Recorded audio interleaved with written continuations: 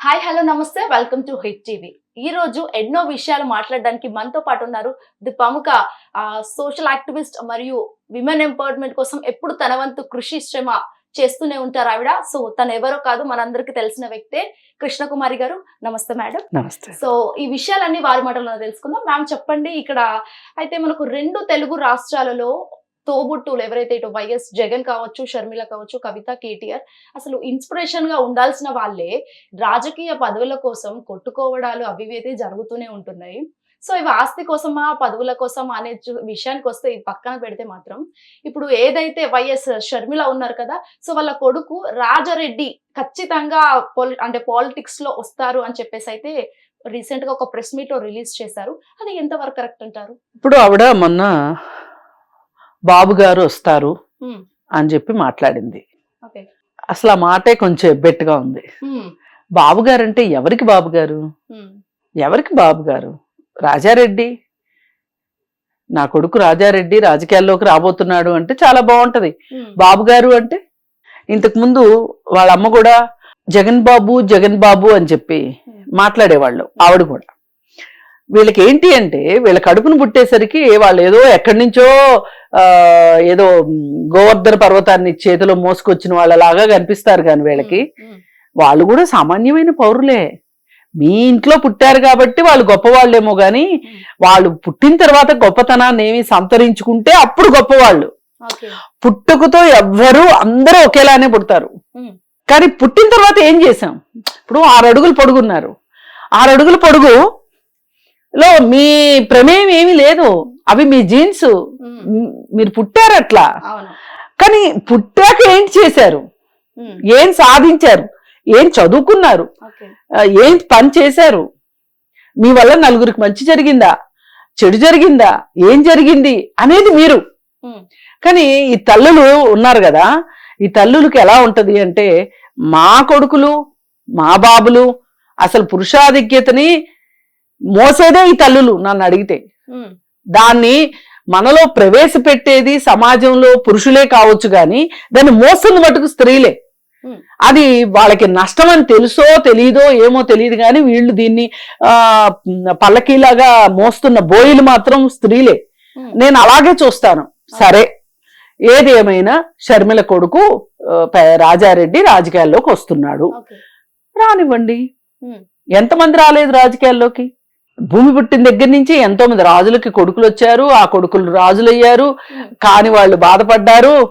అసలు గౌతమ బుద్ధుడైతే రాజయ్యి కూడా యువరాజు అయ్యుండి కూడా నాకు ఈ రాజ్యమే వద్దని తెదించాడు.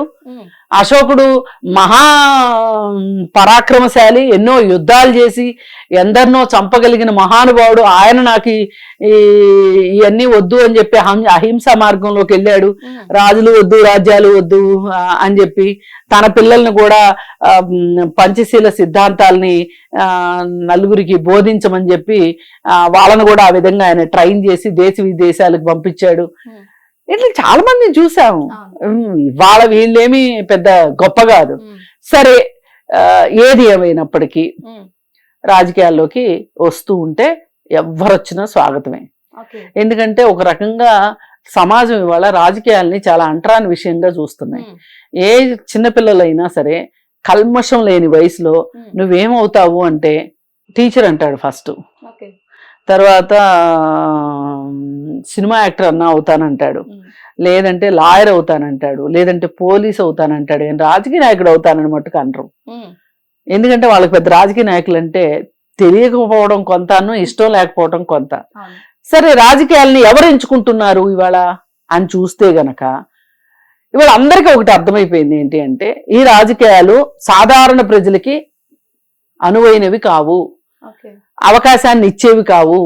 మన వెనక ఆస్తన్నా ఉండాలి, అంతస్తన్నా ఉండాలి, కులమైనా ఉండాలి, లేదు అంటే గనక మన తండ్రి రాజకీయ నాయకుడు అయి ఉండాలి, పెద్ద వ్యాపారవేత్త అయ్యుంటేనే మనం రాజకీయాల్లోకి వెళ్ళగలము అని. ఇప్పుడు ఈ క్వాలిటీస్ అన్ని రాజారెడ్డి దగ్గర ఉన్నాయి. అవి క్వాలిటీస్ అనకూడదు, ఆ బ్యాక్గ్రౌండ్ అంతా రాజారెడ్డికి ఉంది. ఆ బ్యాక్గ్రౌండ్ ఏంటి, వాళ్ళ తాత ఒక పెద్ద పొలిటీషియన్, ముత్తాత పేరు పెట్టారు ఇంట్లో వాళ్ళు, మేనమామ సీఎం గా చేశాడు, తల్లికి రాజకీయ అనుభవం ఉంది, ఈయన ఇప్పుడు కాబట్టి వెనకమాల డబ్బు ఏం చేసుకోవాలో తెలియనంత దాచుకున్న డబ్బులు చాలా ఉన్నాయి, అవన్నీ ఖర్చు పెట్టి రాజకీయాలు చేస్తారు. కానీ ఇవన్నీ ఎన్నున్నా బేసిక్ గా కావాల్సింది ఏంటంటే రాజకీయ నాయకుడికి, ఒక సామాన్య మానవుడికి, ప్రజలకి, సమాజానికి ఏం అవసరమో అర్థం కావాలి. మ్యామ్ ఇక్కడ ఇంకొకటి, అసలు వైఎస్ షర్మిల అనే వ్యక్తి ఆవిడ జస్ట్ కాంగ్రెస్ చీఫ్ గా మాత్రమే ఉంది తప్ప ఒక ఎమ్మెల్సీ అవ్వలేదు, ఒక ఎంపీ అవ్వలేదు. అలాంటిది ఆమెకు ఒక రాజకీయ అనుభవం మాత్రమే ఉంది ఇక్కడ. కాకపోతే వాళ్ళ కొడుకు వస్తే ఆవిడకే ఎలాంటి పదవి లేదు, ఈయనకి ఎలా ఇస్తారని మనం అనుకుంటాం. అట్లేం లేదు, పదవితోనే రాజకీయాల్లోకి రావాలని ఎక్కడా లేదు. పనిచేస్తూ వెళ్తుంటే పదవులు అవే వస్తాయి. ఎందుకంటే వెనక డబ్బు ఉంది, రాజకీయ నేపథ్యం ఉంది, కుటుంబ నేపథ్యం ఉంది కాబట్టి పదవులు రావచ్చు, అదేం పెద్ద విషయం కాదు. ఇవాళ ఒక ఎమ్మెల్యే సీటుకి ఒక 30 కోట్లు 40 కోట్లు ఖర్చు పెట్టగలిగేవాడు ఎవడు అని అంటే వీడు ఖర్చు పెడతాడు కదా, వీడికి ఇచ్చేద్దాం సీట్ అంటారు. ఆ సత్తా రాజారెడ్డి దగ్గర ఉంది. అయితే అవ్వచ్చు, అదేం పెద్ద విషయం కాదు. వాళ్ళ అమ్మ అన్నంత మాత్రం ఈ అబ్బాయి అవ్వకూడదని ఏం లేదు. కానీ ఇతనికి కావాల్సింది, మనం ఇన్వర్టెడ్ కామాస్ లో పెట్టవలసిన విషయం ఏంటి అంటే, ఒక రాజకీయ నాయకుడికి ఒక సామాన్యుడి హృదయ స్పందనని అర్థం చేసుకోవటం రావాలి. ఒక సామాన్యుడి కష్టాలు ఏంటో తెలియగలగాలి. అవసరమైతే వాళ్ళ కన్నీళ్లు తుడిచేలాగా ఉండాలి. అవసరమైతే వాడికి ఒక 4 బుక్కలు అన్నం పెట్టేలాగా ఉండాలి తప్పితే, వాళ్ళ అవసరాలు తీర్చేలాగా ఉండాలి తప్పితే, అవి నేర్చుకుంటే రాజకీయ నాయకుడు అవుతాడు. లేదు అనుకుంటే ఈయన ఏదో డబ్బులు పెట్టి డొనేషన్ కట్టి ఇంజనీర్లు డాక్టర్లు అవుతుంటారు కదా, అలా కట్టి ప్రతి సంవత్సరం డబ్బులు ఇచ్చి పాస్ అయిపోయిన స్టూడెంట్ కి డిగ్రీ వచ్చేస్తుంది. అట్లా ఒక రాజకీయ నాయకుడు అవుతాడు, లేదు ఒక ఎమ్మెల్యే పదవి వస్తుంది. అంతేగాని నేను చెప్పిన క్వాలిటీస్ లేకపోతే అతను పరిపూర్ణమైన రాజకీయ నాయకుడు అయితే అవలేడు. అయితే ఇప్పుడు మీరు అడగొచ్చు, ఇప్పుడున్న రాజకీయ నాయకుల్లో ఎంతమంది ఆ క్వాలిటీస్ ఉన్నాయి, వాళ్ళందరూ ఆ క్వాలిటీస్ తోనే రాజకీయాల్లోకి వచ్చారా అని. సరే వచ్చారు, మన కర్మ భరిస్తున్నాం, వాళ్ళందరినీ దించలేకపోతున్నాం. అందుకే సరైన యువత ఇవాళ రాజకీయాల్లోకి రావాల్సిన అవసరం ఉంది, యువరక్తం కావాల్సిన అవసరం ఉంది. త్యాగం చేయడానికి సిద్ధపడే ఒక యువత ఈ రోజు రాజకీయాల్లోకి రావాల్సి ఉంది. వస్తే ఎంతో కొంత పరిస్థితుల్లో మార్పులు వస్తాయి. ఓకే మేడం, ఇప్పుడు మీరు అన్నట్టు కూడా ఇక్కడ యువ రక్తం కావాల్సింది, యూత్ రావాలి అని అంటున్నారు కదా. సో ఆ క్వాలిటీస్ అన్ని, యూత్ అంటే రాజరెడ్డి గారు ఇప్పుడు యూతే. సో ఏపీ పాలిటిక్స్ లో అతను రావడం వల్ల యూత్ కి ఏమైనా ప్రభావం పడుతుందా? యూత్ పైన ఇప్పుడు ఒక కొత్త రాజకీయ నాయకుడు వచ్చాడు అంటే ఇంకా ఇంతవరకు అతనైతే ఏం చెడిపోలేదు కదా, ఇతనికేం అధికారం రాలేదు కదా, ఈ వచ్చిన అధికారంతో అతనేం దుర్వినియోగం ఇంకా అయితే చేయలేదు కాబట్టి ఒక ఫ్రెష్ పర్సన్, ఒక కొత్త దర్శకుడు ఒక సినిమా తీస్తే ఎంత ఫ్రెష్ థాట్స్ ఫ్రెష్ ఐడియాస్ ఉంటాయో అట్లాగే కొత్తగా వచ్చిన రాజకీయ నాయకుడు కూడా అవి ఉండొచ్చు. మనం ఆ మాత్రం నమ్మకం పెట్టుకోవచ్చు. కానీ నేను మళ్ళీ మొదటిగా వస్తా. అతనికి ప్రజలను అర్థం చేసుకోగలిగిన, సమాజాన్ని అర్థం చేసుకోగలిగిన సున్నిత జ్ఞానం ఉందా, హృదయం ఉందా అనేదే ఇక్కడ పాయింట్. అది ఉంటే పనిచేయొచ్చు. యువతే అవ్వక్కర్లా అవి ఉంటే గనక. యువత అయితే కొంచెం 4 కాలాల పాటు పనిచేస్తారని. ఇవాళ రాహుల్ గాంధీ ఉన్నాడు, వయసు దగ్గర 50 వస్తున్నా గానీ అతను ఒక యువ రక్తం ఉరకలేస్తా ఉంటది. మనం చూసాం కదా భారత్ జోడో యాత్రలో చేయగలుగుతున్నాడు. అట్లా ఉంటే ఇప్పుడు ఇతనికి 25 ఏళ్ళు కూడా లేవు, నిండా 26 ఏళ్ళు ఉన్నాయి. ఇతను రాజకీయాల్లోకి వచ్చి నిరూపించుకోగలిగాడు అనుకోండి, రాహుల్ గాంధీని ఆదర్శంగా తీసుకున్నాడు అనుకోండి, అదే పార్టీలో ఉంటాడు కాబట్టి మంచిదేగా. అతను చాలా చట్టాన్ని గౌరవిస్తాడు, అతను రాజ్యాంగాన్ని నమ్ముతున్నాడు, రాజ్యాంగపరమైన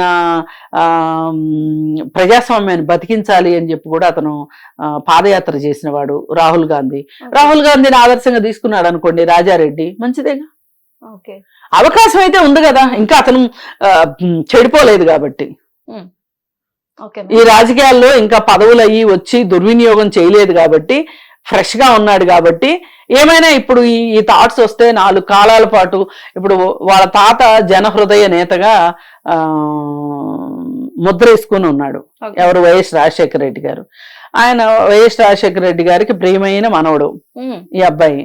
ఆ ఉద్దేశంతో తాతలాగా నేను ఒక పేరు సంపాదించుకోవాలి, ప్రజల హృదయాల్లో నేను ఉండాలి అని గనక అనుకున్నాడు అనుకోండి, మంచిదే కదా.